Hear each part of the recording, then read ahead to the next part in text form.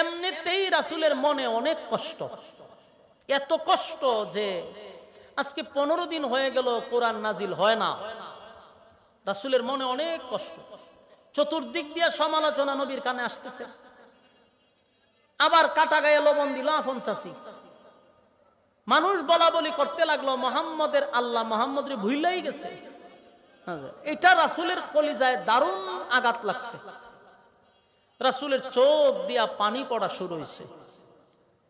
রাসূল নিজেও কান্দে, আর কতক্ষণ পরে পরে হালে আসমানের দিকে তাকায়, রে জিব্রাইল সকালে আসতি বিকালে আসতি, এখন আসোস না কেন? রাসূল কাঁদতেছে কষ্টে। এক পর্যায়ে রাসূল বলতে লাগলো, কান্দে আর কয়, আল্লাহ আপনি কি সত্যি আমারে ভুইলা গেছেন? আল্লাহ আমি কি অপরাধ করছি যে আপনি কোরআন নাজিল করতেছেন না? কি আপনি কেন জিব্রাইলকে পাঠাচ্ছেন না? রাসূলের কান্দা দিক্কা আল্লাহ কয় আর সহ্য করা যায় না, জিব্রাইলে পাঠাইছে। কতদিন পরে? 15 দিন পরে। 15 দিন নবী খালি কাঁদছে, খালি কাঁদছে। চতুর্দিকের সমালোচনা, নবীর মনে আঘাত। জিব্রাইল আসে না, কোরআন নাজিল হয় না, নবীর কষ্টে নবী কাঁদছে। 15 দিন পরে, কোনো বর্ণনায় 40 দিন, জিব্রাইল আসছে রাসূলকে সান্ত্বনা দেওয়ার জন্য। যখন আসছে তখন এই সূরাটা নিয়ে আসছে, সূরা দোহা। ভাই সাহেব বুঝছেন না আমার কথা? যখন আসছে কি নিয়ে আসছে? আমি যে সূরা তেলাওয়াত করছি এই সূরা নিয়ে রাসূলের সামনে আসছে। এই হলো মূল নাজিলের কারণ। 15 দিন পরে জিব্রাইল আইসা রাসূলের সামনে দাঁড়াইছে। আল্লাহ রাসূল একটু অভিমান জিব্রাইলের প্রতি, কথা কয় না। হয় রে জিব্রাইল, আসলি তো 15 দিন পর আইলি কেন? এত কান্না আমারে কেন কান্দাইলি? জিব্রাইল কয়, হুজুর আমি আসতে চাইছি। জিব্রাইল কয়, হুজুর আমি তো আসতে চাই, আল্লাহ না আমার আসতে দেয় না। তো রাসূল কান্না শুরু করছে। তাহলে কি সত্যি আল্লাহ রাগ করছে? জিব্রাইল তখন কয়, হুজুর মালিক আপনার প্রতি রাগ করে নাই, আপনার প্রতি কোনো রাগ করে নাই, আপনারে ভুলেও যায় নাই। তবে 15 দিন কোরআন নাজিল না হওয়ার পিছনে একটা কারণ হলো, আম্মা বা'দু ফাআউযু বিল্লাহি মিনাশ শাইতানির রাজীম। বিসমিল্লাহির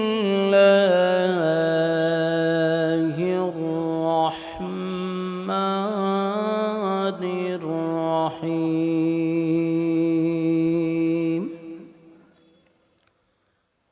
ওয়াদ-দুহা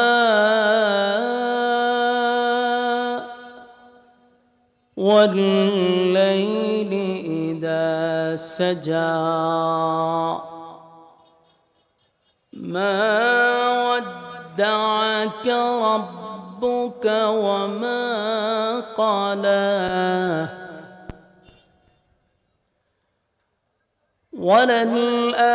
وَلَلْآخِرَةُ خَيْرٌ لَكَ مِنَ الْأُولَى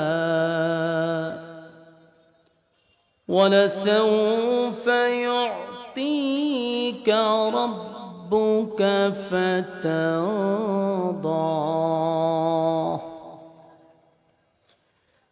أَلَمْ يَجِدْكَ يَتِيمًا فَآوَى وَوَجَدَكَ ضَالًّا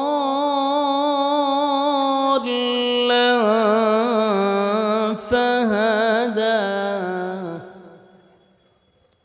وَوَجَدَكَ عَائِلًا فَأَغْنَى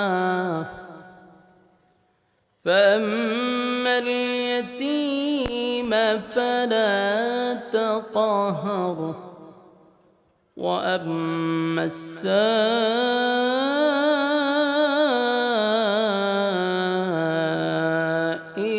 فلا تنهر وأما بنعمة ربك فحدث صدق الله العظيم দুরূদ শরীফ পড়ি আল্লাহুম্মা সাল্লি আলা মুহাম্মাদিন ওয়া আলা মুহাম্মাদিন ওয়া আলা আলি মুহাম্মাদ কামা সাল্লাইতা আলা إبراهيم وعلى آل إبراهيم إنك حميد مجيد اللهم بارك على محمد وعلى آل محمد كما باركت على إبراهيم وعلى آل إبراهيم إنك حميد مجيد मेरा दिल तलब रहा है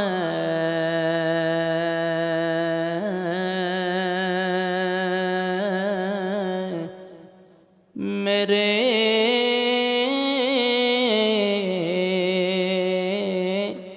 जलने रहा है सीना है दवा वही मिलेंगी मुझे ले चलो मदीना बलगल औला بكماله كشف التجا بجماله حسنت جميع خصاله صلوا عليه ذکر بطل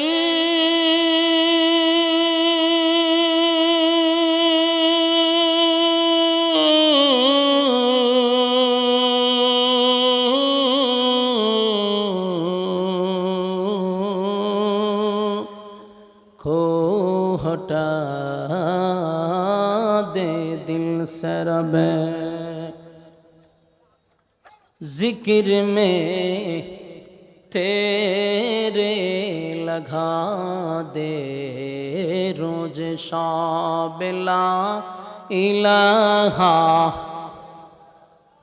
जोड़े ला इलाहा इल्लल्लाह ला इलाहा ला इलाहा इल्लल्लाह ला इलाहा ला इलाहा इल्लल्लाह ला لا إله إلا الله محمد رسول الله আসমানি এলেম কার কাছে আছে এমন লোক নিয়ে মুহাম্মদের সঙ্গে টকশুতে বসতে হবে গোটা মক্কা নগরীতে একজন আসমানি এলেমওয়ালা লোক নাই কিন্তু মদিনায় অভাব নাই তারা চিন্তা করলো প্রয়োজনে আমরা মদিনায় যাব 400 কিলোমিটার দৌড়াইয়া যাব সেখান থেকে ভাড়া করে আমরা নিয়ে আসব মুহাম্মদের সঙ্গে টকশুতে বসানোর জন্য কথা বুঝতেছেন শেষে করলো কি মদিনায় গেল মদিনায় অনেক তাওরাতের আলেম ছিল ইহুদি পণ্ডিত তাদের কাছে গিয়া তাদের দুঃখ প্রকাশ করলো যে আমাদেরই বংশের আমাদেরই গোত্রের আমাদেরই রক্তের আমাদেরই বাতিজা তাকে আমরা আব্দুল্লাহর পুত্র মোহাম্মদ বলে ডাকি ইদানিং সে নিজেকে রাসূল বলে দাবি করে এবং সে আমাদেরকে একত্ববাদী খোদার দাওয়াত দেয় বাপ দাদার ধর্মের মধ্যে চুনকালি মারতেছে তার সঙ্গে কোনোভাবেই আমরা কথা বলে পারতেছি না এনা আপনারা যদি আমাদের সঙ্গে মক্কায় যান তাহলে আমাদের ইজ্জত রক্ষা হয়। তাওরাতের পণ্ডিতরা, বিজ্ঞ আলেম যারা তাওরাতের, তারা বলল আমরা যাব পরে, আগে তার ব্যাপারে একটু অ্যানালাইজ করা দরকার। আমাদের প্রথম প্রশ্নের জবাব দাও, তা যে বংশে জন্মগ্রহণ করছে বংশটা কি কুরাইশ বংশ? মক্কার মানুষ আশ্চর্য হয়ে বলে যে হ, কুরাইশ বংশ। তার বাবার নাম কি আব্দুল্লাহ ছিল? বলে হ, আব্দুল্লাহ ছিল। মার নাম কি আমেনা ছিল? বলে হ, আমেনা ছিল। আব্দুল মুত্তালিব কি তার দাদা ছিল? বলে হ। একে একে সব কথা এই পণ্ডিতই বলা শুরু করছে। মক্কার থেকে যারা আসছিল এরা চিন্তা করে গেল যে আমরা তো কিছুই বলি না, একে একে তো সব বলা শুরু করে দিছে। শেষে তাওরাতের পণ্ডিতরা বলল যে আমাদের যাওয়ার দরকার নাই, আমাদের আর যাওয়া লাগবে না, আমরা 3টা প্রশ্ন বইলা দেই। এই 3 প্রশ্নের জবাব যদি উনি দিতে পারে তাহলে আমরাই তোমাদেরকে বলে দিলাম তোমরা চোখ বন্ধ করে ওনার কালেমা পড়ে ঈমান আনবা। আসেনি সুবহানাল্লাহ? কে বলছে? তাওরাতের আলেম যারা ছিল, পণ্ডিত।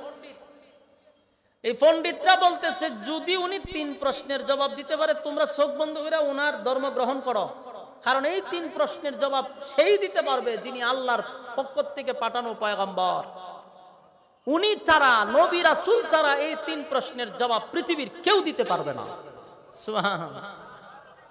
মক্কাতে যারা গেছিল এরা কণ্ঠ নরম হয়ে গেছে, মন ভাঙে গেছে। যে বহু স্বপ্ন ছিল এখান থেকে হায়ার করে নিয়ে টকশোতে বসাবো মোহাম্মদকে হারানোর জন্য। উল্টা তারা আরো বলতেছে যে আমাদের যাওয়ার দরকার নেই।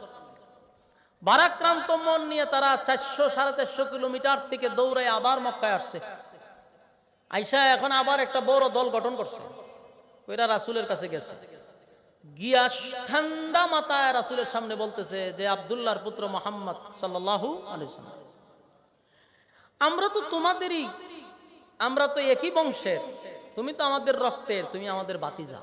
আমরা চাই না তোমার সাথে দ্বন্দ্ব করতে, আমরা চাই তোমার সাথে মিলেমিশে চলতে। তবে তুমি যদি আমাদের 3 প্রশ্নের জবাব দিতে পারো তে আমরা তোমারে ওয়াদা দিলাম আমরা কালেমা পড়া ঈমান আনবো। কথাগুলো একটু মনোযোগ দিয়ে শুনেন। বলতেছে তুমি যদি 3 প্রশ্নের জবাব দেও তাহলে আমরা ওয়াদা করতেছি কালেমা পড়বো। রাসূল চিন্তা করলো যে লোকগুলো আমার সামনে আসছে এগুলো সব মক্কার মাথা, বড় বড় লিডার, এরা যদি কালেমা পড়ে তাহলে আমার দিনের দাওয়াত দিতে আর কোনো বাধা থাকবে না। রাসূল এতটা আনন্দিত হয়েছে, বললেন কোনো অসুবিধা নাই, 3 প্রশ্নের জবাব আমি আপনাদেরকে আগামী কালকেই বলে দিব। তারা 3 প্রশ্ন করলো, রাসূল বলেন জবাব আগামী কালকে নিবেন। তারা চলে গেছে। রাসূলের ধারণা হলো সকালে জিবরাইল আসে, বিকালে আসে, সন্ধ্যায় আসে, সব সময় তো জিবরাইল আমার কাছে আসে। 3 প্রশ্ন বললে আল্লাহর পক্ষ থেকে জবাব আসবে, তাদেরকে বলে দিব, শেষ। কিন্তু ঘটনাক্রমে এদিন সকালেও না, বিকালেও না, রাত্রেও না, জিবরাইলই আসে নাই। রাসূল টেনশনে পড়ে গেছে। পরের দিন আবার এই দল আসছে রাসূলের কাছে, আয়েশা বলল আমাদের প্রশ্নের উত্তর কোথায়? রাসূল বললেন আজকেও হবে না, আগামী কালকে। তারা চলে গেল। আগামী কালের এই ভিতরেও জিবরাইল আসে নাই। দ্বিতীয় দিন তারা আসলো, রাসূল বললেন আজকেও হবে না, আগামী কালকে। তারা চলে গেছে, কিন্তু এদিনও জিবরাইল আসে নাই। 3 দিন, 4 দিন, 5 দিন, 6 দিন জিবরাইল আসে না, জবাবও দিতে পারে না। এখন বলুন তো দেখি, মক্কার মানুষ তো এমনি রাসূলের বিরুদ্ধে, এখন সমালোচনা বাড়বো না কমবো? আপনারা আমার কথা তো বুঝেন ভাই সাহেব। আপনারা যদি বালা না লাগে চুপ করে আপনারা উঠি যান, আমার কোনো অসুবিধা নাই। আমার ওয়াজ যারা শুনবো 5 জন হলে এনাফ। এত লোক দরকার নাই, বইয়া হইয়া কক কক কক কক কক কক করবেন, তাহলে তো লাভ নাই। অল্প মানুষ তাও কিন্তু মনোযোগ দিয়ে শুনেন, একটা কথাও কোরআনের বাহিরে বলবো না ইনশাআল্লাহ। কিন্তু মনোযোগ না দিলে আমি যে শানে নজরুল বর্ণনা করতেছি তে লাভ হইব কি? সামনের আলোচনা কেমনে করুন যদি এই জায়গাটা না বুঝেন? প্রত্যেকটা আলোচনার মেইন ফাউন্ডেশন হলো তার ভূমিকা। ভূমিকায় যত মনোযোগ দিবেন সামনের আলোচনা আপনার মাথায় অটোমেটিক ঢুকবে। ফাউন্ডেশনে যদি ঠিক না থাকে তো উপরে উঠতে পারবেন নি, পড়ে যাইবেন। এজন্য মনোযোগ দিয়ে শুনতে হইব। এখন দেখেন 6 দিন হয়ে গেছে, সমালোচনা বাড়ছে না কমছে? লোকগুলা হয় দেখছ, আমরা তো প্রথমেই বলছিলাম যে আমরার বাপ দাদার ধর্মের মধ্যে সে সুনকালি দিতেছে, সে 3 প্রশ্নের জবাব দিতেও পারলো না, সে নবীও না, নাউজুবিল্লাহ। এত সমালোচনা শুরু করছে, রাস্তাঘাটে, দোকান পাটে, গ্রামে গঞ্জে, শহরে বন্দরে, সব জায়গায় শুরু হয়ে গেল বিরোধিতা, শুরু হয়ে গেল সমালোচনা। সমালোচনা কারে কয়? জিবরাইল আসা বন্ধ। এখন মানুষ বলা বলি করতে লাগলো, দেখছ মোহাম্মদের আল্লাহ মোহাম্মদ রে ভুইল্লা গেছে। আপনারা লাগাত নাউজুবিল্লাহ আসেনি তো, এটি কোন সময় কোন কেউ মারা গেলে আমি তো জানি না, হইতে তো পারে, এক জায়গার এক নিয়মও থাকতে পারে যে কেউ ঠাডা ভুইরা মরলে নাউজুবিল্লাহ বলেন, বা এই জায়গাত নাউজুবিল্লাহ হইতেইব তো হা না কইেন। এরা কি বলতেছে যে মোহাম্মদের আল্লাহ মোহাম্মদকে ভুইলা গেছে, নাউজুবিল্লাহ। এটা তাদের ধারণা। আর রাসূলের একজন চাচি ছিল, উম্মে জামিল, আবু লাহাবের বউ। হে কয় মোহাম্মদের কাছে একটা শয়তান আসতো, এখন আর আয় না, নাউজুবিল্লাহ। কত বড় বেয়াদব মহিলা, খুব বেয়াদব। এই মহিলা কাটা গায়ে লবণ দিছে। এমনিতেই রাসূলের মনে অনেক কষ্ট, এত কষ্ট যে আজকে 15 দিন হয়ে গেল কোরআন নাজিল হয় না। রাসূলের মনে অনেক কষ্ট, চতুর্দিক দিয়ে সমালোচনা নবীর কানে আসতেছে। আবার কাটা গায়ে লবণ দিল আপন চাচি। মানুষ বলা বলি করতে লাগলো মোহাম্মদের আল্লাহ মোহাম্মদ ভুইলাই গেছে। এটা রাসূলের কলিজায় দারুণ আঘাত লাগছে। রাসূলের চোখ দিয়া পানি পড়া শুরু হয়েছে। রাসূল নিজেও কান্দে, আর কতক্ষণ পরে পরে হালে আসমানের দিকে তাকায়, রে জিবরাইল, সকালে আসতি, বিকালে আসতি, এখন আসোস না কেন? রাসূল কাঁদতেছে কষ্টে। এক পর্যায়ে রাসূল বলতে লাগলো, কান্দে আর কয়, আল্লাহ আপনি কি সত্যি আমারে ভুইলা গেছেন? আল্লাহ আমি কি অপরাধ করছি যে আপনি কোরআন নাজিল করতেছেন না? কি আপনি কেন জিবরাইলকে পাঠাচ্ছেন না? রাসূলের কান্দা দিক্কা আল্লাহ কয় আর সহ্য করা যায় না, জিবরাইলে পাঠাইছে। কতদিন পরে? 15 দিন পরে। 15 দিন নবী খালি কাঁদছে, খালি কাঁদছে। চতুর্দিকের সমালোচনা, নবীর মনে আঘাত। জিবরাইল আসে না, কোরআন নাজিল হয় না, নবীর কষ্টে নবী কাঁদছে। 15 দিন পরে, কোন বর্ণনায় 40 দিন, জিবরাইল আসছে রাসূলকে সান্ত্বনা দেওয়ার জন্য। যখন আসছে তখন এই সূরাটা নিয়ে আসছে, সূরা দোহা। ভাই সাহেব বুঝছেন না আমার কথা? যখন আসছে কি নিয়ে আসছে? আমি যে সূরা তেলাওয়াত করছি এই সূরা নিয়ে রাসূলের সামনে আসছে। এই হলো মূল নাজিলের কারণ। 15 দিন পরে জিবরাইল আইসা রাসূলের সামনে দাঁড়াইছে। আল্লাহ রাসূল একটু অভিমান জিবরাইলের প্রতি, কথা কয় না, হয় রে জিবরাইল আসলি তো 15 দিন পর আইলি কেন? এত কান্না, আমারে কেন কান্দাইলি? জিবরাইল কয়, হুজুর আমি আসতে চাইছি। জিবরাইল কয়, হুজুর আমি তো আসতে চাই, আল্লাহ না আমার আসতে দেয় না। তো রাসূল কান্না শুরু করছে। তাহলে কি সত্যি আল্লাহ রাগ করছে? জিবরাইল তখন কয়, হুজুর মালিক আপনার প্রতি রাগ করে নাই, আপনার প্রতি কোনো রাগ করে নাই, আপনারে ভুলেও যায় নাই। তবে 15 দিন কোরআন নাজিল না হওয়ার পিছনে একটা কারণ হলো